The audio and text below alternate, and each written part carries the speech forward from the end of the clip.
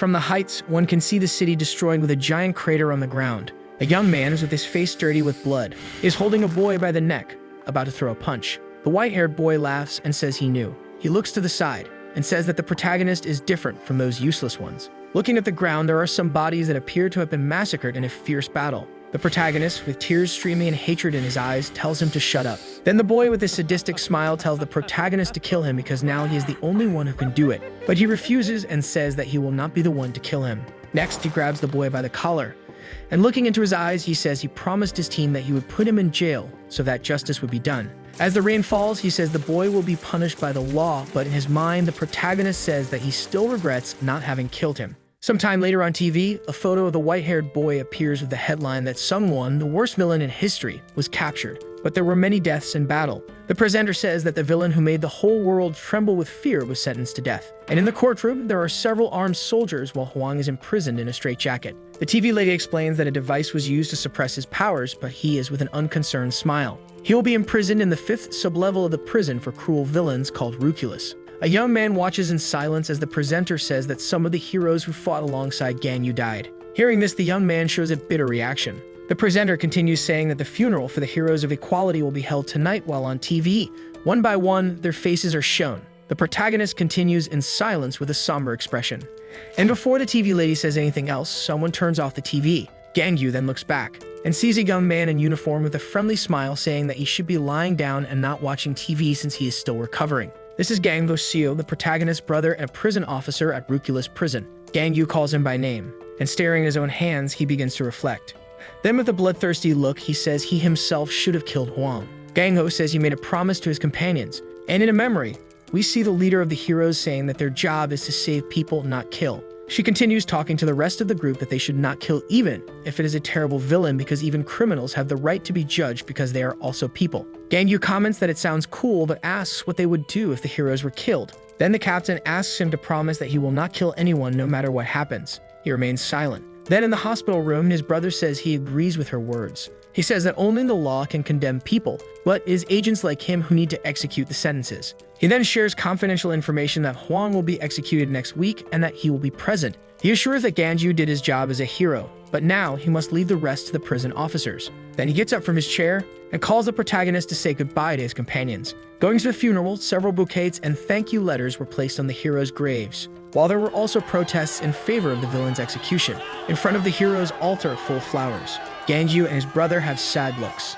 They leave a flower. Then a week passed, and on the day of Huang's execution, he escaped from his transport stretcher. Then another funeral, but this time for Ganyu's brother. He cries and wonders why. The criminal who should have been punished survived, while his brother who ended up being killed. And then sitting on the ground next to the altar, someone calls his name. A woman in uniform accompanied by 2 other guards says it's been a while since she saw him. This is the prison director who wants to talk to the protagonist. Ganyu does not respond and just stares. She hands him a tablet with a video. Then he questions what this is. She says it is today's video showing what happened at Huang's execution. In the video, several agents are carrying the villain on a cargo cart. Huang calls the agent next to him. Then he says that he looks like Ganyu and asks if he is his brother, which surprises Gangho. The villain questions if he is an agent because he has no powers and asks which of the 2 brothers is the oldest. But Gangho does not respond a word.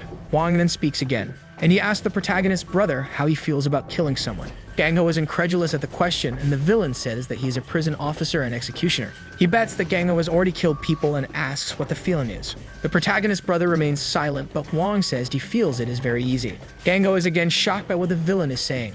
Huang, with a sadistic smile, says that it only takes a gentle touch, and they burst like a soap bubble. The protagonist's brother gets angry, and then he says that he fights against a horrible sense of guilt even when he needs to execute scum like him. He starts having nightmares after nightmares. In his dreams, the condemned appear, and they say that Gangho is a murderer just like them. The prisoners always come back to torment him in his dreams. Huang says that despite this, he still works in the penitentiary. Then Gangho says he is just doing his job as a prison officer because someone needs to do it. After that, already in the execution room, the villain is properly placed in the execution chair. Gangho asks the prisoner if he has any last words. Huang, with a frightening smile, asks again who is older between him and his brother, but Gangho ignores it and starts the execution. Then the countdown begins from 3, 2, 1. And just at the moment the button is pressed, everything goes dark in the video. Ganyu doesn't understand. The director explains that right at the moment of the execution, the energy of Ruculus fell due to an unidentified electromagnetic pulse. The video screen remains black. In the prison, the guards wonder if it was a blackout, and Gang Ho is already looking for where the prisoner it is, until he hears a voice. Beside him appears Huang, freed from his restraints with a smile on his face, saying that he knew only Gang Yu could kill him. Gang Ho yells for the other agents to get down, and then an explosion occurs. Smoke fills the corridor. An agent calls for backup on the radio, saying the prisoner broke the suppression device. While he is repeating the message on the radio, a hand touches his shoulder. Beside him is Huang, smiling, and before the agent could say anything, his face begins to swell. The prisoner, still smiling, says that was a blast. Suddenly, the agent's head bursts and pieces fly everywhere. Gang Ho is horrified to see this. The psychopath begins to approach. Then he says he thinks Gang Ho is the older brother and asks if he is right. The protagonist's brother grabs his baton, and in a desperate move, tries to hit the prisoner. But before he could finish the blow, it was enough for Huang to raise his hand to make his arm twist completely. It was in the blink of an eye. Gang Ho fell to the ground screaming in pain, and Huang asks if he got it right. The protagonist's trembling brother does not give up and grabs his baton again, telling the prisoner that he deserves to be punished by law. But the psychopath looks indifferently at him, and then Gang Ho goes on the attack again, saying that justice will be done. But it was enough for Huang to raise his arm that in a matter of seconds, the protagonist's brother was crushed. Blood flew everywhere. On the ground is a ball of meat that until then was Gang Ho. The only thing left intact was his hat. Then Huang says he will have to ask the protagonist if he got it right. After finishing watching the video, Gang Yu is with a look of anger. Xian begins to explain. The unidentified attacks ended up releasing all the prisoners from all floors without their suppression devices. The good news is that they managed to prevent them from escaping the prison, but many of the officers ended up being trapped with them. Gang Yu, with blood in his eyes, asks who launched the attack, but Xian says they are still investigating. Then she apologizes for asking something like this at the funeral of the hero's brother, and asks if he could suppress the rebellion in Rukula's prison. Without hesitation, Gang Yu agrees, but with one condition. He remembers what his companions said. The prison is currently in total chaos with some prisoners trying to open the door. His companions believe that heroes save people and should not kill. Suddenly, the door begins to open. For a moment, all the prisoners stop to observe. Then they start to celebrate as they run towards the exit. Gang Yu's brother said that only the law could condemn people, but it is the executioners who carry out the sentence. In a matter of seconds, the prisoners were all thrown away with an explosive blow. Seeing this, everyone was confused. At the door stood a man. Gang Yu did not want to enter the prison as a hero. With a deadly look, he introduces himself as the new prison officer because earlier he had asked to enter Ruculus as an executioner. Upon hearing that name, an expression of surprise immediately appeared on the prisoners' faces. They begin to wonder why there is a hero wearing an agent's uniform. But soon their faces become malicious, thinking that Gang Yu is a fool they can take advantage of. Then they decide to attack him. But he is not intimidated and remains still. Then, when they are close enough, he throws a punch. And with just one punch, he manages to pierce the bodies of the prisoners, making them split in half and fly away. The impact was so strong that it created a trail of carnage among the prisoners, who were all astonished by what they saw. They couldn't believe what had just happened. Gang Yu begins to test the built-in microphone in his uniform, and then calmly begins to explain to everyone that by order of the government,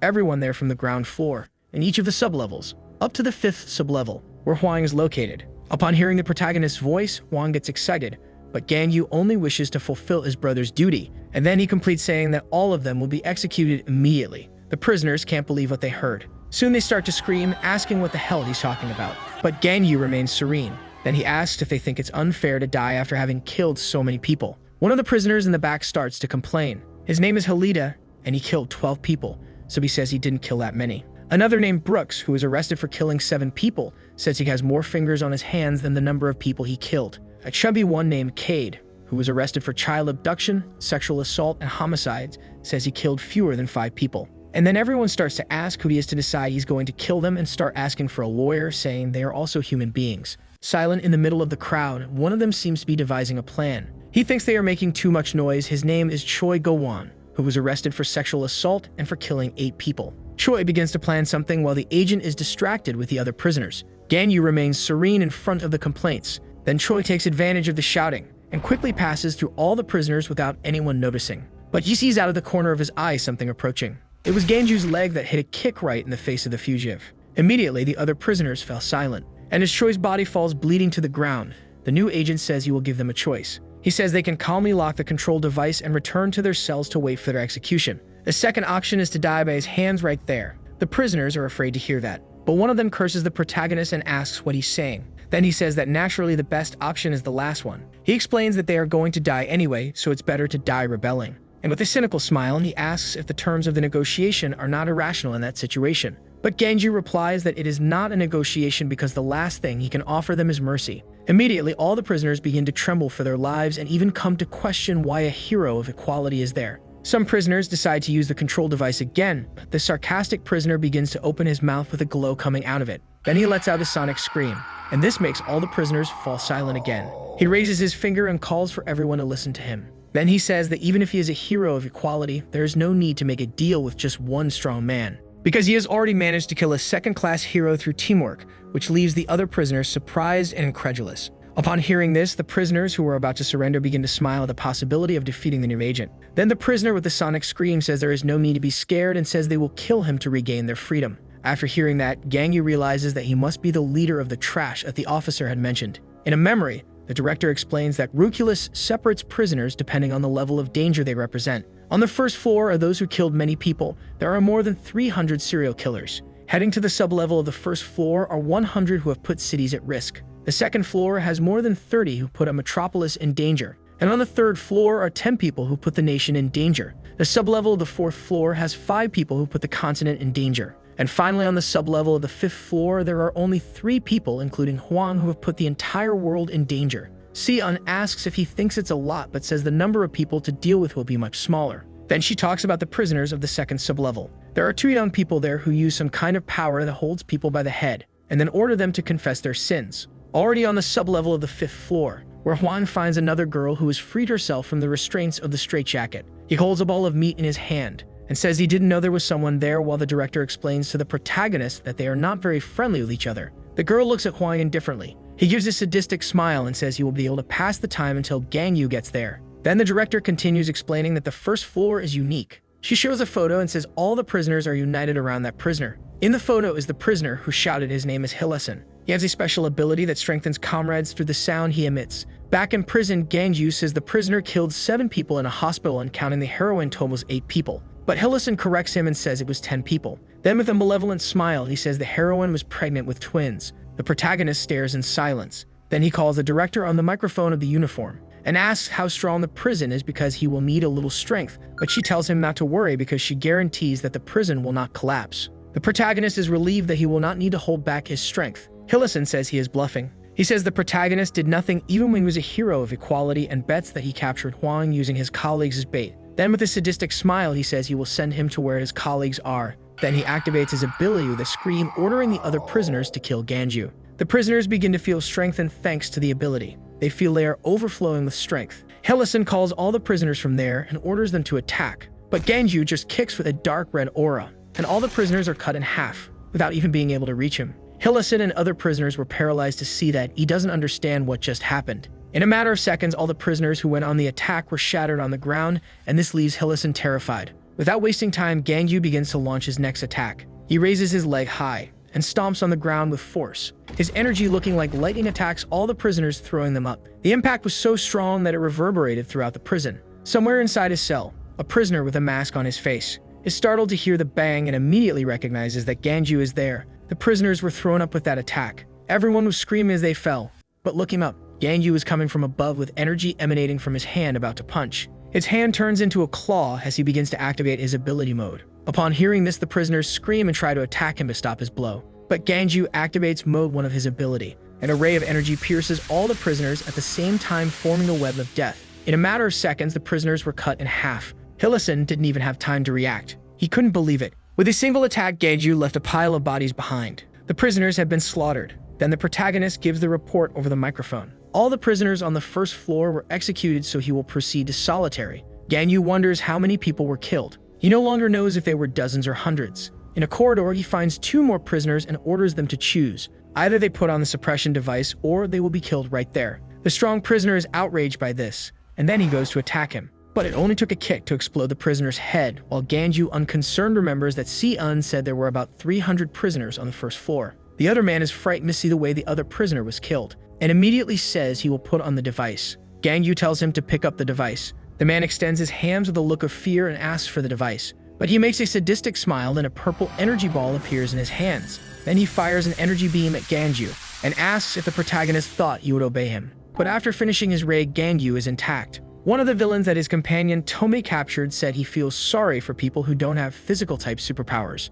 After Tone captures her with her chain ability, the villain says that people with that kind of power will never know the exhilarating sensation of crushing a person with their own hands. And as Gangyu punches the prisoner, he wonders if this should give a feeling of euphoria. But he says it just feels like breaking an egg with his fist. Upon reaching solitary, he enters the code to open the cell. Inside is a man, and he says he was wondering what all that noise was. The masked prisoner, upon seeing the protagonist, confirms that it was him responsible for the noise. He asks how long it has been. This is Chiok Fielder in prison for cannibalism and desecration of corpses. He stands up and comments that the hero got another job, although he doesn't seem to have a good face. Then Ganju offers him to choose between putting on the device or dying. The prisoner takes off his mask and says he didn't know they would meet like this. In a memory, Chiok is tied to his stone post, tied by Tomei's chains. But at that moment, Gangyu realizes something. A pot of blood dripping next to his severed hand. Chiok asks if it looks tasty, and with a sick smile, he says they were killed and cooked recently, so it would be delicious. Upon hearing this, Gangyu says the villain leaves him no choice.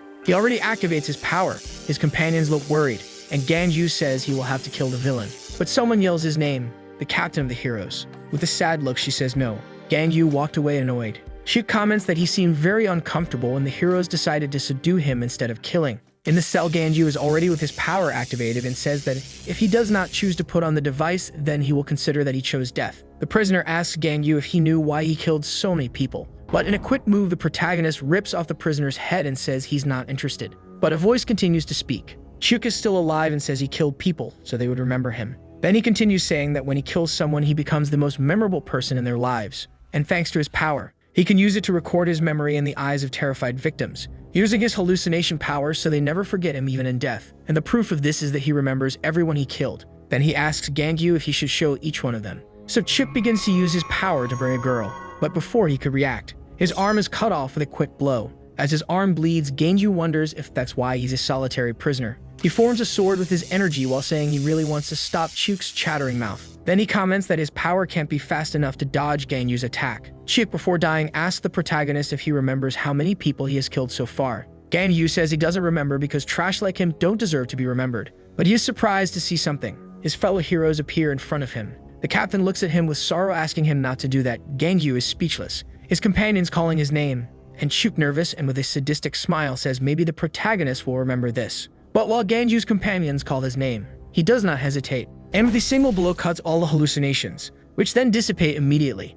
Ganju, with a fierce look, asks if the cheap tricks are over. Chiok, seeing this, is speechless. Then he says he can't believe Ganju cut his colleagues without hesitation. The protagonist approaches while explaining that his companions were already dead, making the man look at him with fear, as Gangyu cuts him in half with a single blow while saying they are all illusions in the end. Then he says he is no longer a hero, but a prison guard. Chiok Fallen responds that he is not a simple prison guard, and in his last breaths, he says Ganju is nothing more than a monster not much different from Huang. Hearing this, Ganju looks surprised. On the 5th sublevel, Huang is still holding the meatball in his hand. He says there wasn't even a single act of resistance from the girl lying on the ground. She remains silent. Huang wants to know when Ganju will get down there, and he wonders if maybe he should go up. Outside, it's already night. From the top of a mountain, 3 people watch what happens in the prison. A man calls the woman Sinka Nim and asks when she wants them to start intervening. But she is watching the prison security cameras on a tablet until Ganyu appears. Seeing him, she is happy and says he will be her husband. The man can't believe what he heard. Then Sinka repeats that Ganyu will be her husband.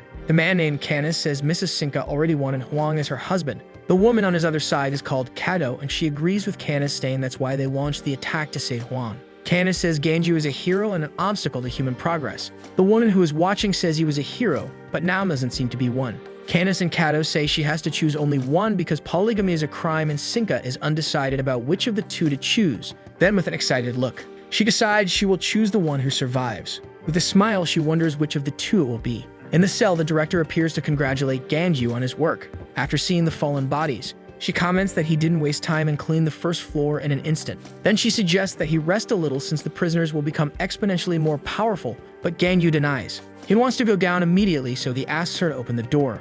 She agrees, but before he goes down, Si-un has a favorite ask. She says she is still receiving signals, because there are still living guards on the lower floors sending signals. So she asks him to help them so they can return to their families. Ganju asks if Si-un knows how many agents are alive on each floor, but she says she doesn't know the exact number because all communication devices are broken below the first floor except for one. On one of the lower floors, an agent crawls on the ground. The cameras and all other communication devices on the 5th sublevel are working. The agent screams, begging for help, but behind him is Huang, accompanied by a flying woman. The villain just raises his hand. Then the guard starts to swell and explodes, throwing ketchup everywhere. Si-eun says she's sure someone wants them to see what's happening down there. After hearing this, Ganju says he will go ahead. Then the agents warn they are ready to open the door to the first sublevel. Then the director grants permission. As the door opens, she says again to be careful because there is a difference in strength between the prisoners of the first and second floors. They are like heaven and earth. But the door barely opened, and two prisoners suddenly appeared and hit a blow on Ganju.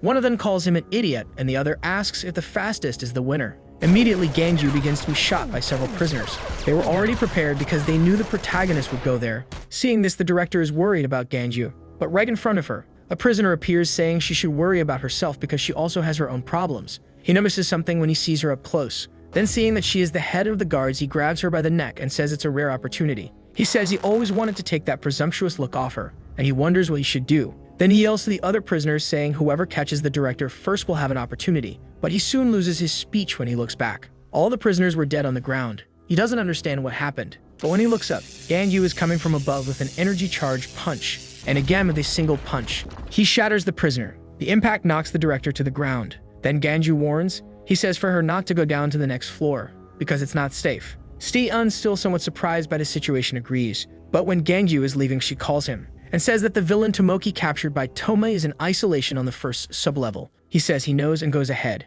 Meanwhile, in the solitary cell on the first sublevel, the prisoners, after hearing the bang of Ganju's blow, begin to wonder if the prisoners managed to escape. But a woman calls them stupid and says of course not, then asks if they think there is someone among them capable of making such a big noise. This is Tomoki, who has already killed 28 heroes. She says she told the prisoners to stay, but they didn't want to listen. She's a former heroine who believes they became villains because they don't think with their heads. Suddenly, a big guy calls her a bitch. He asks if she wants to die, but she is not intimidated and questions if he thinks he can kill her. Tomoki says everyone there is in prison for killing citizens and asks if they have ever killed someone with superpowers. Then she questions if they have even fought against someone with superpowers, but thinks not because they wouldn't be there if they have fought. The big guy then says he's about to kill a person with a special ability and starts to activate his ability. But with a single blow from Tomoki, he is cut in half. Then she asks who here wants to kill or die, as she has already captured countless villains while she was a heroine. So she learned to fight against people with superpowers, and it was with this knowledge that she killed many heroes. Then she says she will teach them. If they join forces, she will tell how to hunt a person with special abilities. And most importantly, she knows about Ganju's abilities. The prisoners are surprised to hear that she knows about the protagonist's abilities. Then they ask how she knows this. Tomoki says she had a long career as a heroine and therefore has a good notion of most of the hero's information. One of the prisoners asks what difference that makes.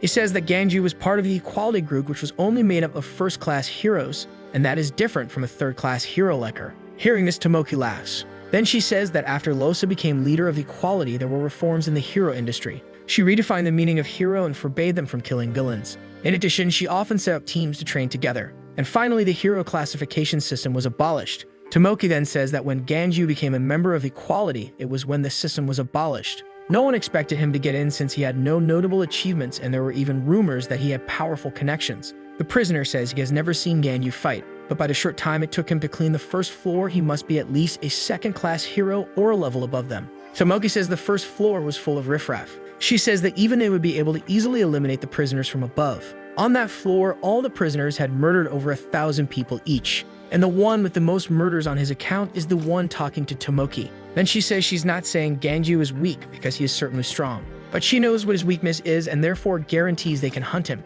Speech asks if she's sure about his weakness. She then asks if they have any other option besides that. Next, she asks what they are going to do because the enemy is approaching. The prisoners decide to join her. Speech remains silent until Tomoki asks if he will also go. He decides to join too and asks what the plan will be.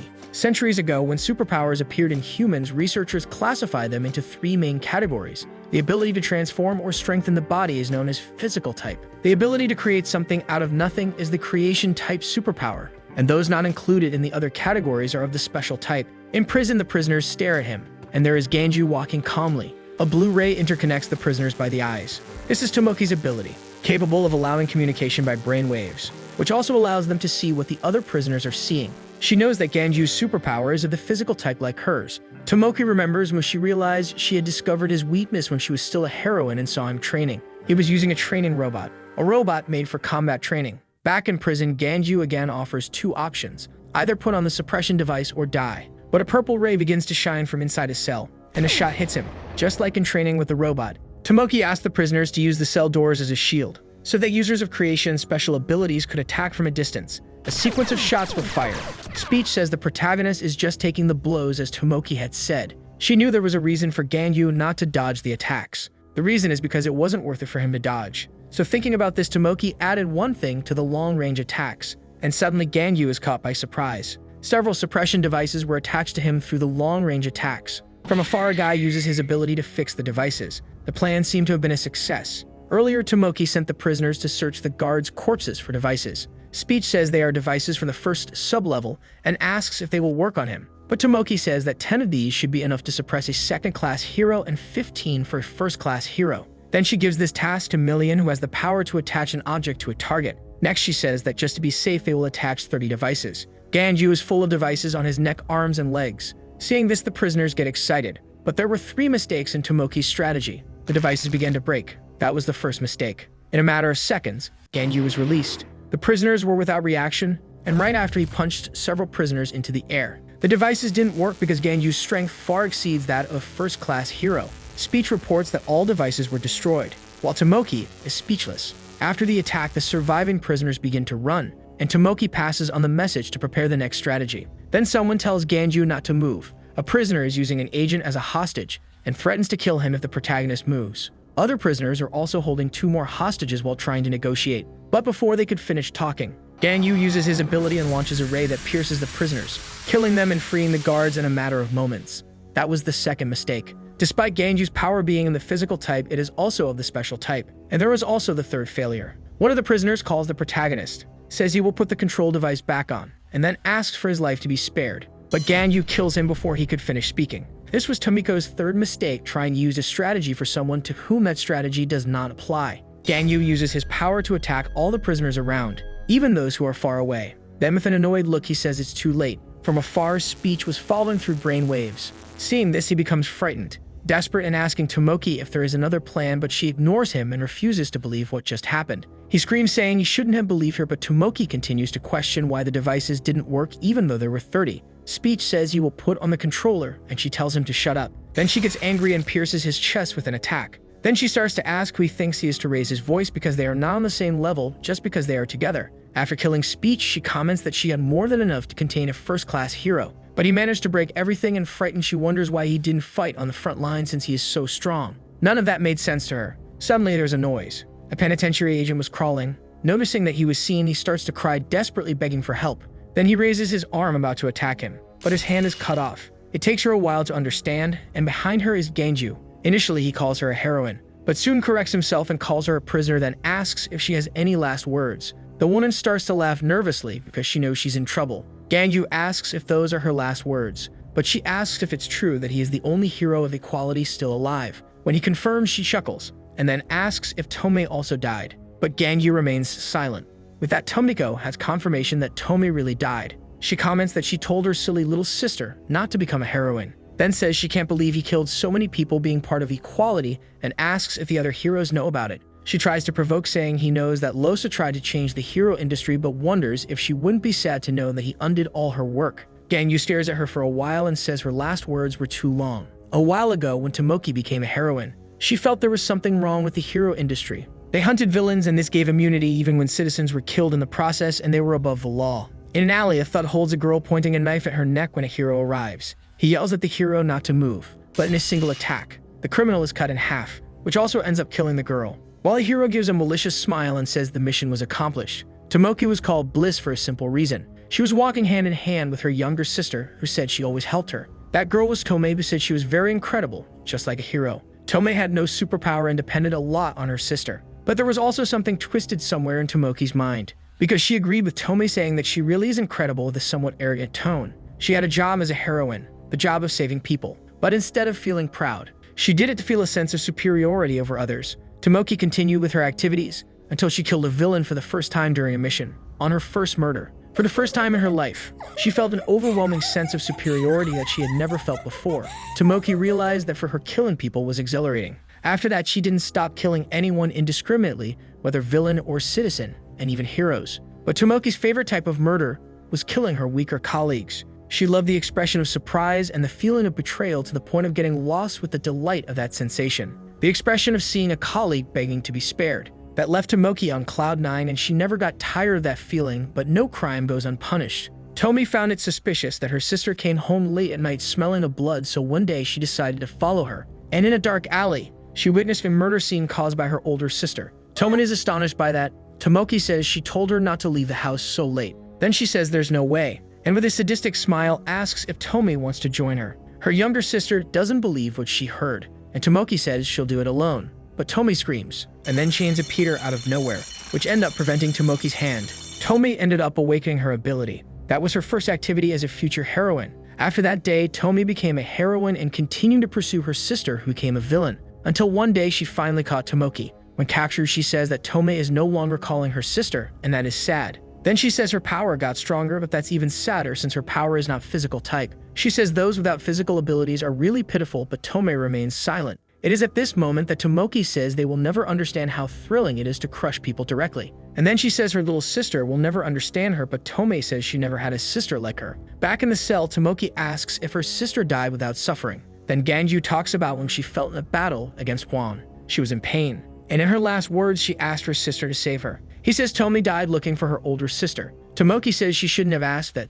Then she activates her ability, and says hearing that only made her feel worse. Right after finishing speaking, she goes on the attack. The protagonist remains serene, and when she hits him with her blade, right before his eyes, he simply disappears and reappears right behind her. Tomoki tries to react in time, but Ganju lands a kick, making her be thrown against the wall. A lot of dust starts to rise after the impact, but Ganju remains in the same place.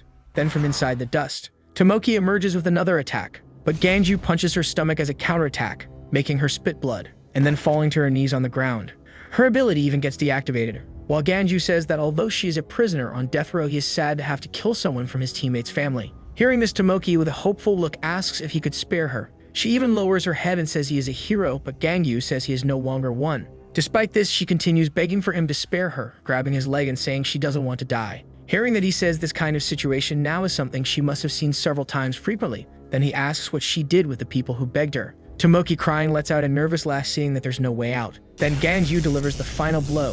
The sound of his fight with the prisoners made the whole prison tremble. Even outside, Canis and Kato heard the bang. That sound made someone fall in love and caused fear in others, while for some, it only increased expectations even more. Inside on the last floor, Hwang gets excited and decides he can't wait any longer and will have to go up. But he receives a blow that throws him far away, to the point of knocking off the hat he took from Ganju's brother. Hwang is surprised by that attack. Someone appears asking if he's bored. An old man named Kingston asks if Hwang wants Grandpa to play with him. The boy gets excited and calls him Scary Grandpa. The old man smiles, saying he's just a kind and friendly grandpa who likes to play with children. In the control room, two agents call for the director and ask her to look at the camera on the 5th sublevel. They are on alert with the encounter of Kingston and Hwang, but the director says that's a good thing and says that means one of them will die. She hopes Kingston wins since he's not as dangerous as Hwang, but she notices something strange. Then she wonders why the boy is keeping that woman in the air. The psychopath asks if the old man will play with him, and Kingston says he will, but the boy says he doesn't want to. The old man says he would love to play with him. Kingston was the first criminal to be imprisoned in Reculus, but unlike most of the prisoners on levels 4 and 5 who were imprisoned for killing millions of people, he killed only 3. His first victim was the villain named Caracas, who was the most powerful of his time. The other 2 victims were Clark and Hilo, the most powerful hero duo of the time. Kingston appeared out of nowhere and simply killed the 3 most powerful people in the world. He wondered if that made him the strongest person now. Then he said it was disappointing and then let the government arrest him. He was a threat to the world but surrendered after killing 3 people and got away with it because the government and the Hero Association didn't get along at the time. He managed to have his execution postponed for 30 years. After insistence, Hwang agrees. With his ability, the corpses begin to move and start to float around him. Then he turns them into meatballs. So he says they can play a little and starts shooting the meatballs at the old man. But he remains immobile. Then with a gentle hand movement, he grabs one of the meatballs and throws it in another direction and starts repeating this at an absurd speed. In a matter of seconds, all the meatballs are behind him. It's as if they passed right through him. Hwang looks indifferent, and the old man gives a small smile. He says he thought the boy used telekinesis, but realized it's not that by the way he attacked. Then he asks if he has any other attack. But Hwang says he changed his mind and says it doesn't seem fun to play with the old man because it makes no sense to kill someone who's going to die of old age anyway. Kingston calls the boy arrogant and says he's seen a lot of people like him who think they're the biggest fish in the pond. He plants his foot on the ground, and with a push breaks the floor into several pieces. The old man says that acting that way they allow ego to get the best of them. In the control room, a dramatic agent is afraid when he feels the tremor and says the building is collapsing. The director says this building cannot be destroyed even by the power of first-class heroes since there are 20 layers of special walls. But in a sub-level, Kingston says he will teach the boy good manners and disappears from view with a jump. Hwang is intrigued, but suddenly realizes that the old man is about to hit a flying kick in his face. He comes within inches, and again another bang happens with the impact of the blow.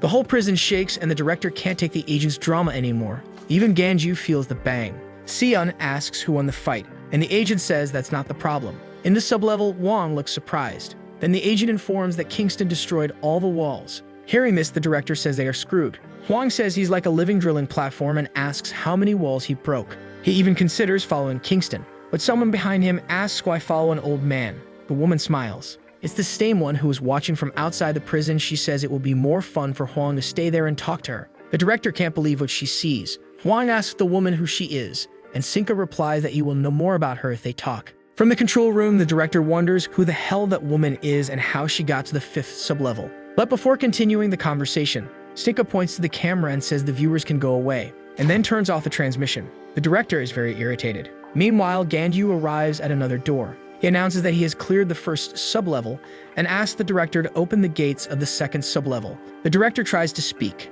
She asks him to wait, but the signal is interrupted. He says the signal must be bad in the underground floors, and then opens the doors by hand. Without any effort, as Ganyu descends the stairs, he notices something different from the 1st floor and the 1st sub-level. They smelled of blood everywhere, but there was no stench at all in the 2nd sub-level. In fact, there was simply no one, not even a corpse in sight. Everything was too clean, until he hears a scream. A girl in a prison guard uniform is running from 2 monsters. They seem to want to devour her, and she yells for them to stay away, until she notices Ganju and asks for help. At that moment, one of the monsters behind her is about to fire something from its mouth, but it is destroyed with a single blow from the protagonist. The girl falls to her knees on the ground and is surprised. Ganyu asks if she's okay, but the girl runs to hug him and again calls him Gangho. She says she thought he was on the 5th sub-level and asks why he never told her he had superpowers. The protagonist pulls her away from him. That explains that he is not Gangho but his brother. The woman is surprised to see that it is the hero Ganju. Then she asks what he is doing there in a guard uniform. Ganyu says she must be his brother's colleague, but it's not safe there. But she corrects him and calls him brother-in-law. He is surprised, then she says it's the first time they've met. The girl introduces herself saying she will be his sister-in-law and says they look very much alike.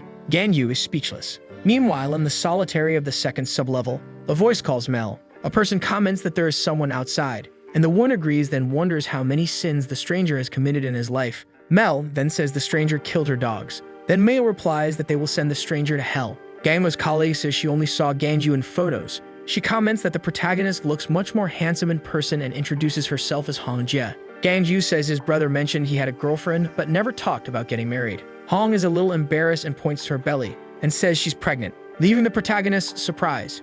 She says it's only been a few days since they found out. Gangho planned to tell the protagonist after Hwang's execution. Ganju asks if this is really true, then Hong confirms and asks if there is a problem. He says no but looks pained. She asks why he's there in uniform. Ganju replies that he was hired as a special agent to execute all Roculus prisoners. Hong is surprised and asks why he will carry out the executions, and realizing she doesn't know what happened, he starts to explain. After hearing the story, Hong is shocked. Ganyu says they are still investigating who carried out the attack. She asked about Gangho since he was on the 5th sub-level for the execution. Ganyu starts to speak, but seeing the look of concern on his sister-in-law's face, he simply can't. So he says there is someone sending signals from the 5th sub-level. Hong is relieved to hear that. Then the protagonist says he will take her to the upper floors, but she says she will stay because she can help him go down. Then he asks what led her to think that. Hong reveals she has the ability to read a person's memory by looking at them. But soon she tells the protagonist not to worry because she hasn't read his thoughts. She explains that she uses her ability to provide psychiatric help to prisoners to find out if they are really guilty or not.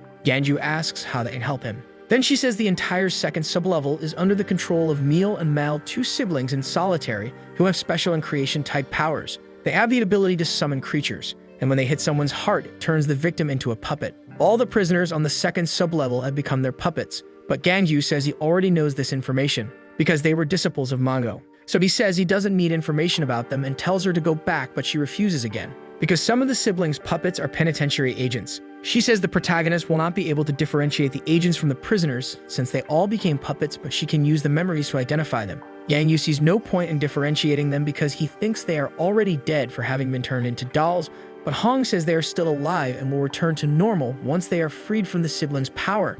The protagonist said that there's no way the brothers can do it, but she asks him to try. She is sure that she can convince them. Ganju worries about her safety and the babies, but doesn't matter. She says that before being a future mother, she's a prison officer with a duty to fulfill. Gang-yu ends up remembering his brother. After thinking a bit, he agrees. He uses his power, causing an energy to begin to surround Hong. She gets startled when the protagonist's ability lifts her into the air. A sphere forms around her, and then Hong asks what it is. Gang-yu explains that his power will keep her safe from any dangerous situation. She finds it strange and hopes it won't affect her body. They continue onward, until they encounter several creatures with halos. Hong says that this is Meal's power, and reminds the protagonist that other officers were captured, so he asks which of them are agents. She focuses, and activates her ability. With a look, identifies that the two behind are agents. Then she starts to talk about how Gang-yu should act, but the sphere begins to darken, until she can't see inside, to the point that her voice is even muffled. There is an easier way. He activates his power, and says the officers will be spared,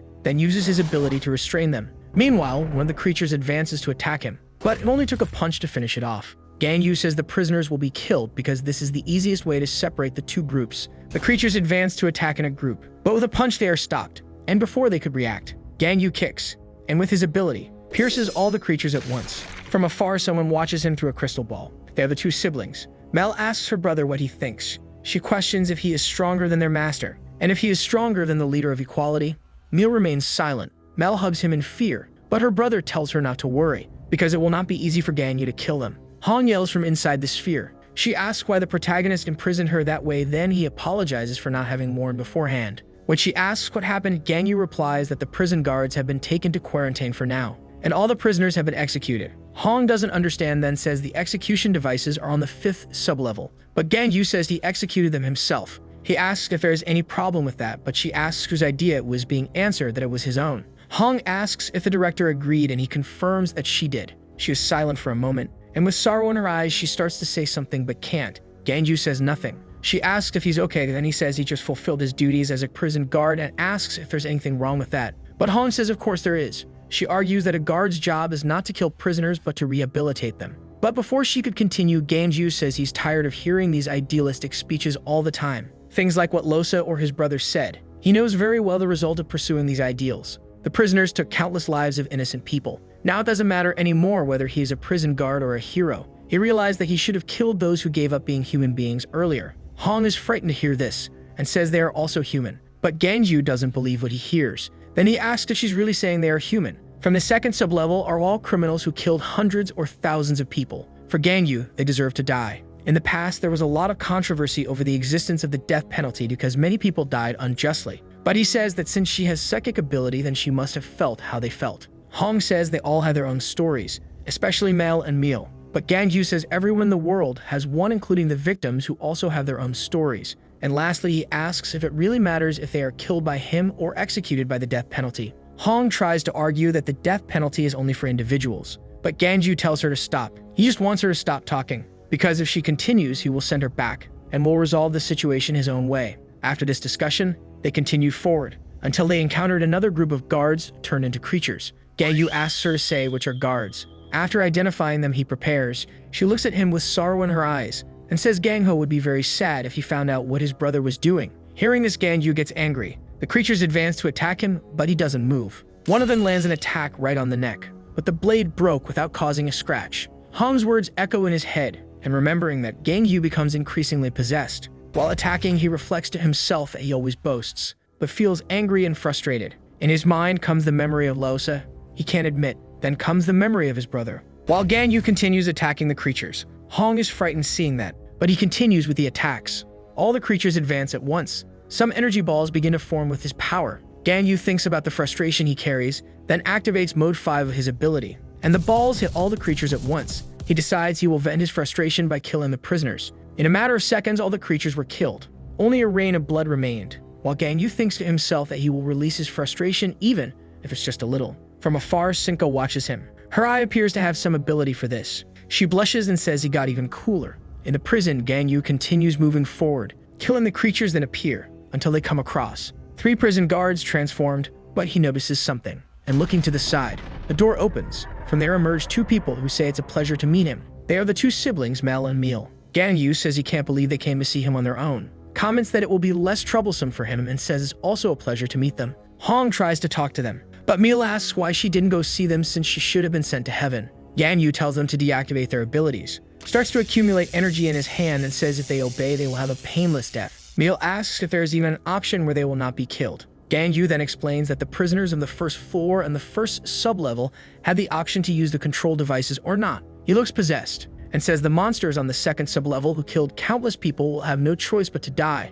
Meal says he heard that Gang-yu is a colleague of his master. Mel, clinging to her brother, talks about when Losa captured them and says Gang-yu has a very different aura from her. Then she yells saying the protagonist will go to hell. He starts to charge energy again and says they will see who will go to hell first. Meal tries to negotiate, saying he will deactivate his abilities if Gang-yu spares them, but he refuses. Hong tells them that will only make the situation worse. Meal recognizes her, then tries to convince that they have not committed any mortal crime and says she must understand them. Hong is worried to see that they refuse to cooperate. Gang-yu says that will not work at all, and with a look of hatred says he will not negotiate with monsters. Hong starts to sweat cold. Gang-yu says there is no other way, but it's okay, because monsters should not feel pain, so he creates a hammer with his ability. Meal says he does not wish to fight, and that maybe they can negotiate if he listens to their side of the story, but Gang-yu immediately refuses. Hong asks him to talk to the siblings to resolve peacefully, but he covers her view again in the sphere, then with an irritated face asks her to be quiet, and stomps on the ground, which launches his power to bind the siblings.